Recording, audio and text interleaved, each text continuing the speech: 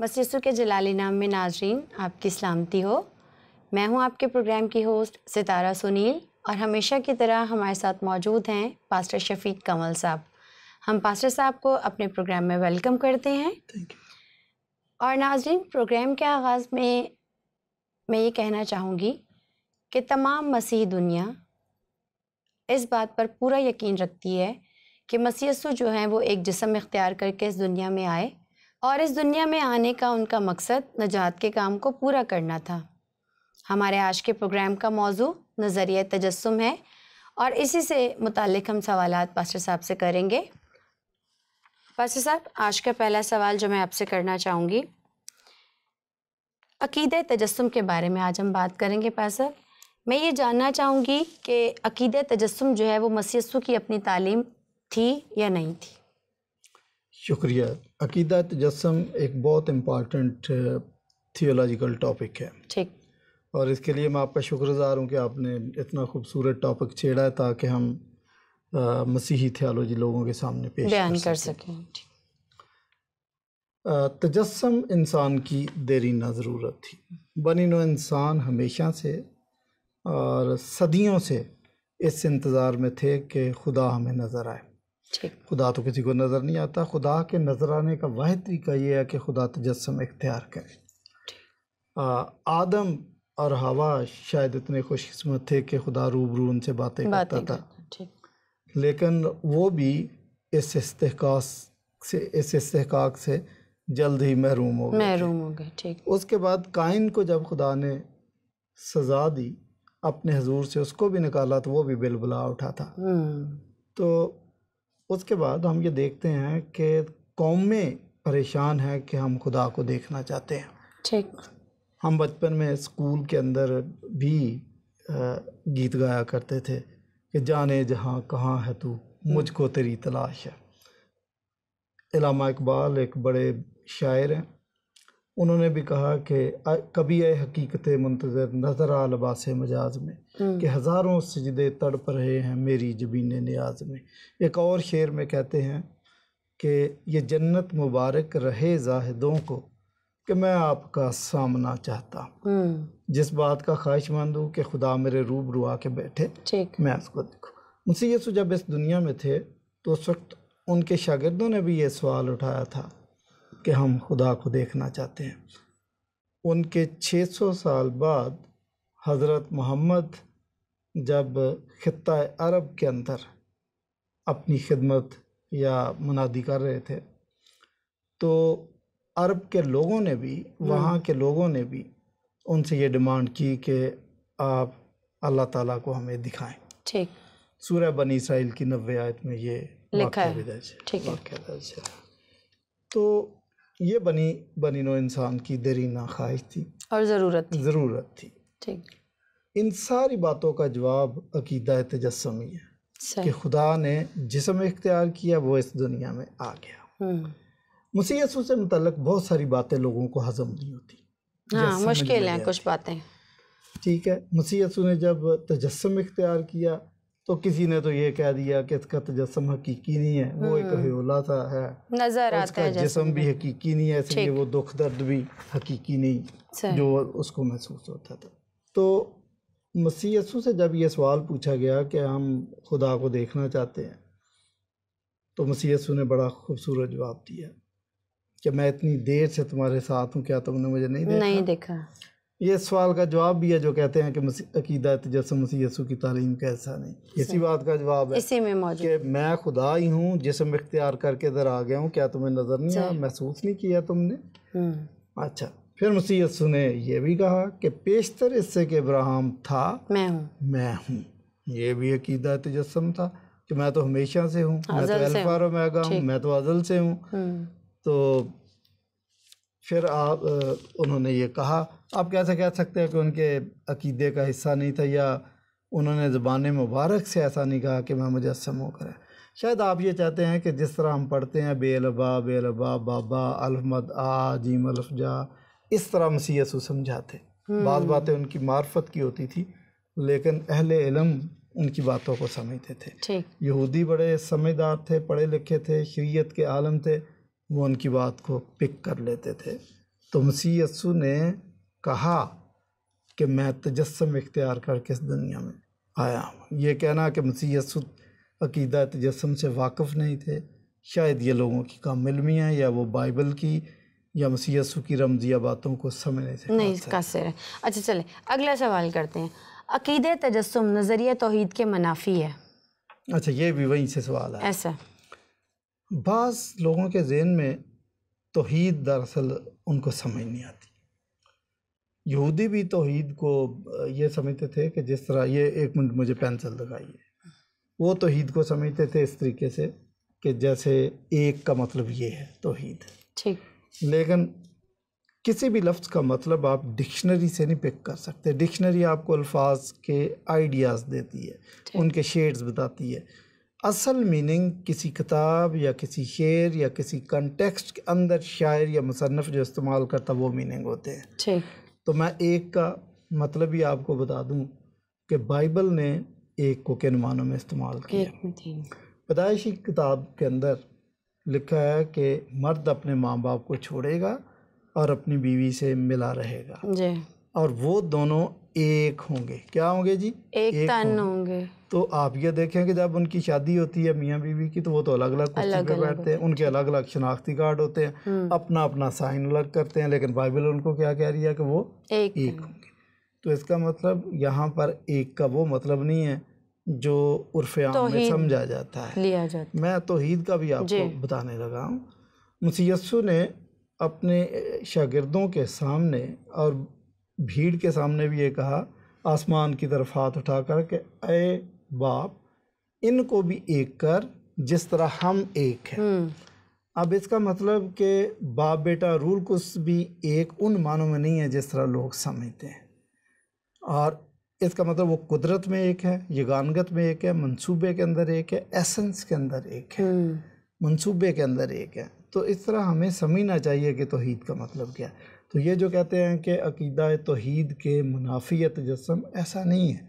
جب تک آپ باپ بیٹے روح القدس کو نہیں مانتے تو آپ کو عقیدہ توحید سمجھ نہیں آئے گا، نہ عقیدہ تثلیث سمجھ میں آئے گا. اور اگر آپ تثلیث کو مانتے ہیں تو پھر آپ کو پتہ چلے گا کہ توحید کے منافی نہیں ہے تجسم، کیونکہ تجسم بیٹے نے اختیار کیا، روح القدس اور باپ اپنی جگہ پر موجود تھے اپنی اصل حالت کے اندر. تو یہ میں نہیں سمجھتا کہ اس میں کوئی کنٹراڈکشن ہے. نو کنٹراڈکشن، صرف آپ کو سمجھ نہیں آتی. تو آپ اپنی انڈرسٹینڈنگ کو وسیع کریں، میں تو یہی مشورہ دوں گا. ٹھیک ہے، اگلے سوال کی جانب بڑھتے ہیں. پاس صاحب، کیا گناہ معاف کرنے کے لیے تجسم اور تسلیب خدا کی کاملیت پر دھبا ہے؟ نہیں، ایسا نہیں ہے. یہ بعض لوگوں کے دماغ کے اندر یہ بات آ جاتی ہے کہ خاص کر میں یہ بتا دینا چاہتا ہوں، خاص کر ہمارے مسلمان بھائی جو ہیں وہ یہ سمجھتے ہیں کہ خدا کو تجسم اختیار کرنے کی کیا ضرورت تھی، خدا کو صلیب پر چڑھنے کی کیا ضرورت تھی. وہ سمپلی وہیں سے بیٹھے کہہ دیتے کہ گناہ معاف ہو جا تو ہو جاتے. ٹھیک. نہیں، ایسا نہیں ہے. یہ خدا جس کو ہم مانتے ہیں جو پوری کائنات کو چلا رہا ہے، یہ اصولوں کی بنیاد پر چلا رہا ہے. خدا کے تخت کی بنیادیں دو چیزوں پر ہے، یاد رکھیے گا، انصاف اور محبت. اور انصاف اور محبت اگر اس میں سے کوئی ایک چیز بھی مائنس کر دیں تو اس کا تخت ٹوٹ جائے گا. ٹھیک. ایسا وہ ہونے نہیں دے گا. اب میں آپ کو بتاؤں کہ یہ اگر تو یہ اصولوں کو، قانون کو، قوانین کو ماننے والا خدا ہے، قوانین کو بنانے والا خدا ہے، تو یہ خود بھی ان کا پابند ہے. ٹھیک. قادر مطلق کا یہ مطلب نہیں ہے کہ وہ مادر پدر آزاد ہے یا جو مرضی کر لے. نو، اس خدا کی خوبی یہ ہے کہ جو قوانین اس نے بنایا یہ ان کا وہ خود بھی اس پہ قائم رہتا ہے. میں آپ کو بتاؤں کہ اگر اس قسم کی پریکٹس یہ خدا کرتا ہو تو کبھی کبھی کہے کہ اچھا سورج کو ادھر 10 دن رکا رہا ہے، ابھی ادھر چلنا نہیں ہے، رک جا، چلو آج واپس چلو، ٹھیک ہے، آج 5 گھنٹے لیٹ آنا آپ نے، اور گرمیوں میں لوڈ شیڈنگ بھی کروں گا سورج کی، اندھیرا رہے گا. یہ خدا ایسا خدا نہیں ہے. اور آپ شکر کریں کہ یہ خدا ایسا نہیں ہے کہ مختلف قوانین پریکٹس کرے اور اپنے قوانین کو توڑے، ورنہ آپ کے ملک میں تو اندھیرا ہی رہتا، پہلے بجلی جاتی ہے یہ بھی کام ہو جاتا، لوڈ شیڈنگ آج کہاں، سورج کی بھی لوڈ شیڈنگ ہو جاتی. شکر کرے کہ خدا ایسا خدا اپنے ہاں جو اصول اس نے بنائے وہ آج بھی ویسے ہی قائم ہے. کہتے ہیں جی تجسم اور تسلیب کاملیت پر دھبا ہے. میں کہتا ہوں کہ تجسم اور تسلیب خدا کی کاملیت کا ثبوت ہے. کیسے؟ دیکھیں سلیب کو سمجھے. لوگوں کو سلیب کا نظریہ سمجھ نہیں آتا، جس کی وجہ سے وہ بہت ساری چیزوں کو سمجھ نہیں پاتے. آپ کہتے ہیں کہ خدا مہربان ہے. اچھا، اب مسلمان دوست بہت کہتے ہیں کہ بسم اللہ الرحمن الرحیم، وہ نہایت ہی مہربان ہے، نہایت ہی رحیم کرنے والا ہے. اچھا، منصف بھی ہے وہ. دیکھیں اگر خدا انصاف کرے تو پھر ہمیں ہمارے گناہوں کی سزا دے گا. ٹھیک. اور ہمیں ہمارے گناہوں کی سزا، گناہ کی مزدوری موت ہے، تو پھر اس کی محبت کہاں گئی؟ ٹھیک ہے. اور اگر وہ ہم سے محبت کرے اور ہمیں محبت کی وجہ سے معاف کر دے تو اس کا انصاف کدھر گیا؟ سلیب ایک ایسا نظریہ ہے کہ سلیب پر خدا نے اپنا انصاف اس لیے ظاہر کیا کہ قانون یہ ہے کہ گناہ کی مزدوری موت ہے، اس لیے مسیح یسوع نے وہ سزا اپنے اوپر لے لی. گناہ کی مزدوری موت ہے، اور یہ کفارے کے طور پر اس نے کہا موت کو میں لے لیتا ہوں. اچھا، محبت یہ ہے کہ چونکہ وہ ہم سے محبت کرتا ہے، ہمیں معاف کرنا چاہتا ہے، تو اس نے کہا کہ جو مسیح یسوع کے کفارے پر ایمان لائے گا میں اس کو معاف کر دوں گا. تو اس محبت کی وجہ سے اس نے اپنے بیٹے کو کفارے کے طور پر پیش کیا. ٹھیک ہے. اب آپ دیکھیں کہ محبت بھی اور انصاف بھی دونوں سلیب پر پورے ہوتے ہیں. ٹھیک. میں کہتا ہوں سلیب تو اتنا خوبصورت نظریہ ہے کہ آپ کے دل 24 گھنٹے شکر گزاری سے بھرنے چاہیے. شاید آپ کو یہ فلسفیانہ بات نہ سمجھ آتی ہو، میں اس کو آسان طریقے سے سمجھا دیتا ہوں. ایک امریکی جج تھا، اس کے سامنے اس کی بیٹی کا کیس آ گیا، جی ایکسیڈنٹ ہو گیا. تو جج نے اس کو جرمانہ کر دیا کہ اچھا آپ نے کار کو ڈیمیج کیا. بیٹی کا سگی بیٹی اس کے سامنے پیش ہوگی. تو اس نے کہا جی $500 جرمانہ. اچھا، اس نے اس کو جرمانہ کر دیا. لیکن جیسے اس کو جرمانہ کر دیا وہ اٹھا اور پچھلے کمرے سے جا کے اس کو بلایا اور 500 کا چیک کاٹ کے دے دیا کہ یہ جرمانہ پہ. قانون بھی نہیں ٹوٹا، انصاف اور انصاف دونوں چیزیں. شاید اس سے بھی نہ آپ کو یہ بات سمجھ آ رہی ہے. میں اور کلیئر بتا دوں. رشین ہسٹری کے اندر جب بادشاہ ہوا کرتے تھے تو ایک بادشاہ کا خاندانی ہیروں کا ہار گم ہو گیا. اس نے کہا کہ ہار ڈھونڈو اور جس شخص کے پاس وہ ہار ملے اس کو 100 کوڑے سر عام لگائے جائیں گے. اچھا، وہ ایک ہفتے کے بعد وہ جناب درباریوں نے کہا بادشاہ سلامت و مبارک ہو، ہار مل گیا. بادشاہ نے کہا اچھا ٹھیک ہے، ہار مل گیا ہے تو آپ کے چہرے کو اترے ہوئے ہیں، جشن مناؤ. انہوں نے کہا نہیں، وہ جشن نہیں منایا جا سکتا، آپ کا ایک ساتھ اٹیچ اور حکم بھی ہے. انہوں نے کہا وہ کیا؟ آپ نے کہا تھا کہ جس سے ملے اس کو 100 کوڑے لگائے. تو انہوں نے کہا پھر بھی کیا آپ 100 کوڑے لگاؤ؟ اس نے کہا ہار آپ کی والدہ ماجدہ کے بخش سے ملا ہے. بادشاہ پریشان ہو گیا. اس نے کہا میں تو انصاف پسند بادشاہ ہوں، لوگوں میں میرا دور دور تک انصاف مشہور ہے. آج اگر اپنی ماں کو چھوڑ دیا لوگ کہیں گے انصاف کدھر گیا. اب ماں سے میں محبت بھی بہت کرتا ہوں. تھوڑی دیر کے بعد اس نے کہا کچھ بھی ہو میں اپنے انصاف پر حرف نہیں آنے دوں گا. اگلے دن پورے درباری آ گئے اور لوگ اس قسم کا تماشا دیکھنے کے لیے جہاں 1000 بندہ آتا تھا اس دن کو 20,000 آ گیا. 1,00,000 لوگ آگے جمع ہو گئے. دیکھیں بادشاہ اپنی والدہ کو کوڑے لگوا رہا ہے. اچھا، وہ انہوں نے کہا کہ میری والدہ کو شکنجے میں کس دو. انہوں نے کس دیا، کوڑے لگانے شروع کر دیے. بادشاہ بھی بیٹھا ہوا. ابھی 10 کوڑے لگے تھے تو والدہ ماجدہ نے چیخیں مارنا شروع کر دی. اس کے جسم سے خون رسنا شروع ہو گیا. ہوگی بھی بزرگ. بادشاہ نے کہا روک دو. جب بادشاہ نے کہا روک دو تو لوگوں کے پھر سانس رک گئے کہ اب کیا ہونے والا. کھول دو. اس کو کھول دیا گیا. ایک سائڈ پہ کرو، اب اس شکنجے میں مجھے کس دو. انہوں نے اسی طرح بادشاہ سلامت کو کس دیا کیونکہ ان کا حکم تھا. اور اس نے کہا باقی کے 90 کوڑے میری پیٹھ پر لگاؤ. یہ ہے محبت، انصاف اور محبت کا تقاضا. سلیب پر یہی ہوا تھا. تو یہ خدا کی مجبوری نہیں ہے، یہ سلیب ہی ایک ایسی چیز ہے، بلکہ سلیب اور تجسم ٹھیک یہ دو ایسے نظریات ہیں جن کی وجہ سے خدا کی محبت اور انصاف دونوں امپلیمنٹ ہوتے ہوئے نظر آتے ہیں. ٹھیک ہے. تو میں کہتا ہوں اس کو دھبا سمجھنے کی بجائے اس کو خدا کی خوبی تصور کیا جائے اور خدا کی تعریف کرنی چاہیے. بس اب کچھ لوگوں کا کہنا یہ ہے کہ تجسم جو ہے وہ مشرکانہ عقیدہ ہے، یعنی کہ اس میں شرک شامل ہے. آپ کیا کہتے ہیں اس بارے میں؟ مسیحی لوگ جو مانتے ہیں کہ خدا نے جسم اختیار کر لیا ہے، نہیں، میں نے ابھی تو آپ کے سوال کا جو جواب دیا کہ یہ خدا کی صفات ہیں اور خدا کی خوبی ہے کہ خدا نے تجسم اختیار کیا، اور اس لیے کیا کہ صلیب اور فدیہ اور محبت ساری چیزیں ظاہر کرے، اپنے انصاف کو امپلیمنٹ کرے۔ ٹھیک، تو پھر یہ مشرکانہ عقیدہ کیسے ہو گیا؟ مشرک تو کبھی بھی انصاف نہیں کرے گا، مشرف کبھی بھی محبت نہیں کرے گا۔ یہ الہی عقیدہ ہے اور یہ الہی منصوبہ ہے، صرف آپ کے سمجھنے میں پرابلم ہے۔ دوسری بات میں آپ کو بتاؤں کہ یہ سوالات سارے کسی مسلمان کی دوست کی طرف سے، جی ہمارے دوستوں کی طرف سے۔ آپ کو یہ سمجھنا چاہیے کہ آپ تو خود ان چیزوں کو مانتے ہیں۔ ایک حدیث ہے، مشکات شریف کی حدیث ہے، اس میں لکھا ہے کہ اللہ تعالیٰ اپنی ٹانگ دوزخ میں ڈال دے گا۔ اچھا، تو اللہ تعالیٰ اگر جسم رکھتا ہے، اس کی ٹانگ ہے، تو یہ بھی تجسم والی بات ہے۔ تو ہم اگر خدا کو صلیب پر چڑھا دیتے ہیں تو آپ نے دوزخ میں ٹانگ ڈال دی ہے اللہ تعالیٰ کی۔ تو آپ کو سوچ سمجھ کے بات کرنا چاہیے، پہلے اپنی چیزوں کو بھی دیکھیں پھر ہم پہ اعتراض کریں، تنقید کریں۔ ٹھیک ہے، اچھا پاس صاحب اب ذکر کرتے ہیں پولوسی کتابوں کا اور اپوکرفا کتابیں جو ہیں۔ کچھ لوگوں کا کہنا یہ ہے کہ پولوسی کتابیں جو ہیں وہ تثلیث کی تعلیم دیتی ہیں اور اپوکرفا جو ہے وہ توحید کی درست تعلیم دیتے ہیں۔ یہاں میں ناظرین کلیئر کرنا چاہوں گی، اپوکرفا وہ کتابیں ہیں جو غیر الہامی کتابیں ہیں۔ وہ کہتے ہیں کہ وہ جو ہے وہ توحید کی درست تعلیم دیتی ہیں، غیر الہامی کتابیں جنہیں ہم مانتے ہیں۔ دیکھیں یہ بھی ٹرکی کویسچن ہے اور میں سمجھتا منافقانہ کویسچن ہے، اگر ان کو میری بات برا نہ لگے۔ وہ اقبال والی بات کہ سچ کہہ دوں اے برہمن گر تو برا نہ مانے۔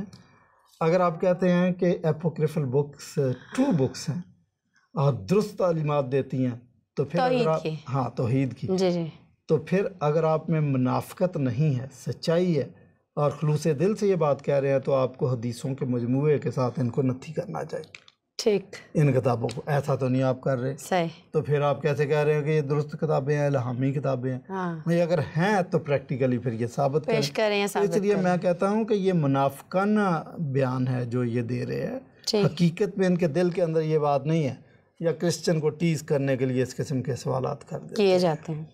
اچھا، پھر کہتے ہیں کہ پولوسی کتابیں تثلیث کی تعلیم دیتی ہیں، جبکہ اپوکریفل بکس جو ہے وہ توحید کی درست تعلیمات دیتی ہیں۔ ٹھیک ہے، پوری بائبل توحید کی بھی تعلیم دیتی ہے اور تثلیث کی بھی تعلیم دیتی ہے، اور صرف پولوس کے خطوط ہی کیوں، اناجیل کے اندر بھی ہمیں توحید اور تثلیث کی تعلیم نظر آتی ہے۔ دیکھیں مسیح یسوع اپنے آپ کو خدا ثابت کر رہے تھے، خدا کہہ رہے تھے، اور یہودیوں کے ساتھ جو ان کا مسئلہ چل رہا تھا، ٹسل چل رہی تھی، وہ اسی وجہ تھی کہ وہ اپنے آپ کو خدا کہہ رہا تھا، ٹھیک، یہی ان کی مخالفت کی وجہ سے۔ تو اس طرح مسیح یسوع تو خود تثلیث کی تعلیم دے رہے تھے، اور دیکھیں باپ کی بھی وہ تعلیم دے رہے تھے، اپنے آپ کو بھی خدا ثابت کر رہے تھے، یہ کہہ رہے تھے میں جاؤں گا اور رول کو شخصیت کو بھی بھیجوں گا، تو وہ تو تینوں شخصیات کی باتیں کر رہے تھے۔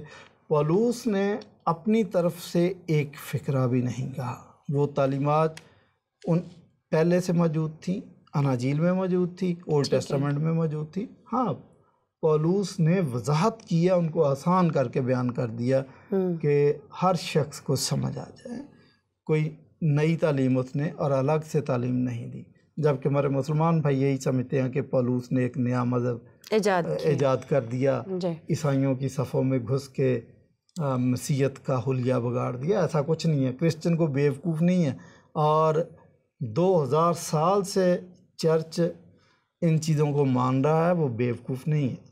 اس نے ہمارے چرچ فادرز نے، بہت سارے علماء نے ان چیزوں کو ٹھوک بجا کے دیکھا ہے، پھر سرچ کیا، تو ہم مانتے ہیں کہ یہ خدا کا کلام ہے۔ اچھا، اپوکریفل بکس کے متعلق اور چیز بھی بتاؤں، چرچ نے ان کو ایکسیپٹ نہیں کیا، اپوکریفل بکس رسولوں نے ان کو ایکسیپٹ نہیں کیا، پہلی صدی کے کرسچن ان کو نہیں مانتے تھے، سینٹ جیروم بھی ان کو نہیں مانتا تھا، تو اس لیے ہم بھی اپوکریفل بکس کو نہیں مانتے کیونکہ غیر الہامی تصور کی جاتے ہیں۔ ٹھیک ہے، بس اب اگلے سوال کی طرف بڑھتے ہیں، اور میں سوال کرنا چاہوں گی کہ تکمیل نجات کے لیے، یعنی کہ نجات کے کام کی تکمیل کے لیے یہوہ خدا کو کسی دوسرے شخص کی ضرورت کیوں محسوس ہوئی یا کیوں پیش آئی؟ یہ سوال بھی اسلامی ذہن کی پیداوار ہے۔ میں نے آپ کو بتایا نا کہ جس طرح یہودی یہ سمجھتا ہے کہ خدا تن تنہا ہے، تثلیث نہیں ہے، مسلمان بھی یہی سمجھتا ہے۔ تو یہ ان دونوں مذاہب کا بہت بڑا پرابلم ہے، جس کی وجہ سے وہ یہ سمجھتے ہیں کہ اگر مسیح یسوع کو نجات کے لیے استعمال کیا گیا تو یہ کسی شخص سے مدد مانگی گئی۔ ایسا نہیں ہے، ہمارا عقیدہ اور بائبل نے بیان بھی یہی عقیدہ کیا ہے کہ باپ، بیٹا، روح القدس وہ تینوں ایک ہیں۔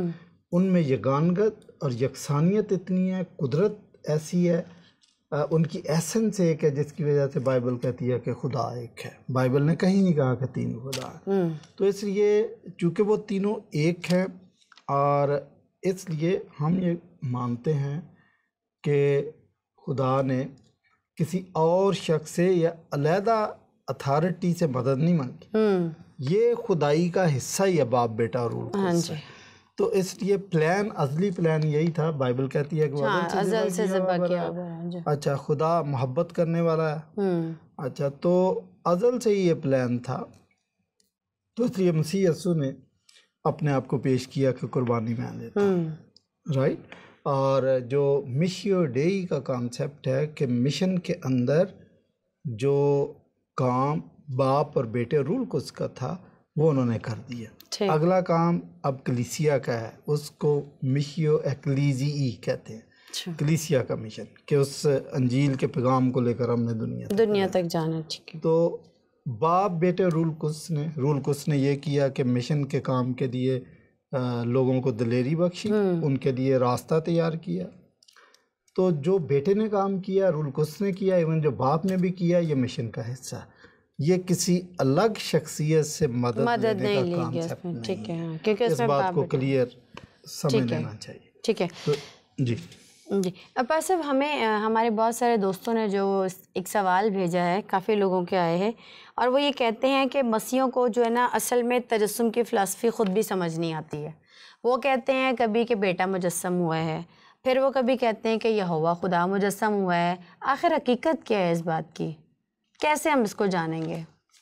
لاہور میں ایک دفعہ میں کسی مولوی صاحب کے ساتھ ڈیبیٹ کر رہا تھا، اور مولوی صاحب کو 20-25 اور بھی مولوی ساتھ لے کے آئے ہوئے تھے۔ تو ایک تو جب میں بولتا تھا تو مجھے بیچ میں تنگ کرتے تھے، بہرحال ان کی مرضی، بولنے نہیں دیتے تھے، مطلب بولنے نہیں دیتے تھے۔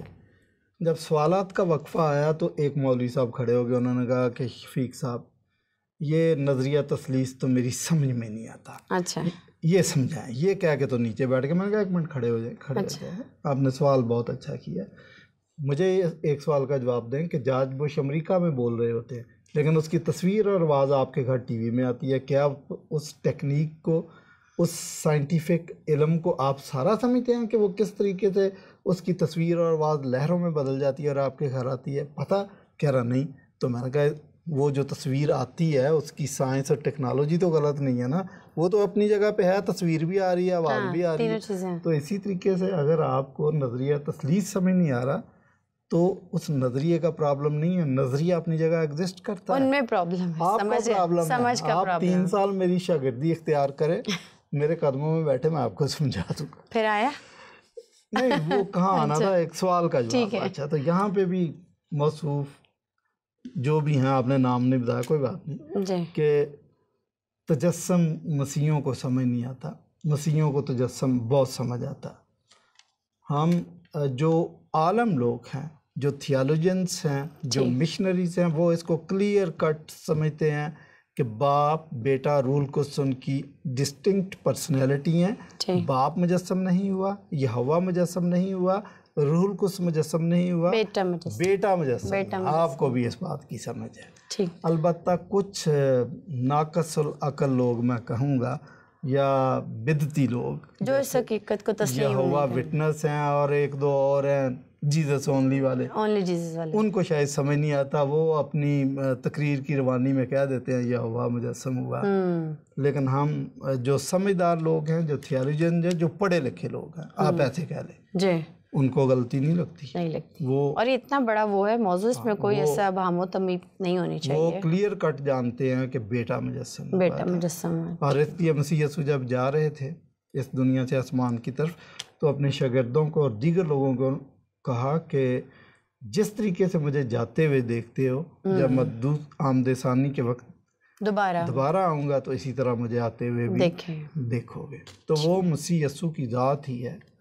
اور ویسے تو مسلمان خود بھی مانتے ہیں کہ آمد ثانی مسیح یسوع آئیں گے، دوبارہ وہ حضرت عیسیٰ کا نام لیتے ہیں کہ آئیں گے. تو ٹھیک ہے، بہت شکریہ آپ کا پاس صاحب.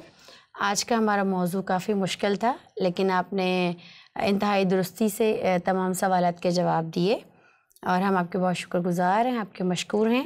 ناظرین، ہمارے پروگرام کا وقت ختم ہوا اور میں یہ سچائی آج کے پروگرام سے اخذ کرتی ہوں اور آپ سے بیان کرنا چاہوں گی کہ مسیح یسوع کے تجسم کو کسی بھی انسان کی دلیل سے جھٹلایا نہیں جا سکتا. چلتے چلتے یہ کہنا چاہوں گی، سچ بولیے، سچ سنیے، سچ سننے کی جرت پیدا کیجیے اور سچ کو کھوجیے. اگر آپ کے ذہن میں کوئی بھی ایسا سوال ہے جسے آپ جاننا چاہتے ہیں یا جس کے بارے میں آپ سچ کا پتہ کرنا چاہتے ہیں تو اسکرین پر دیے گئے ہمارے نمبرز پر ہم سے رابطہ کر سکتے ہیں.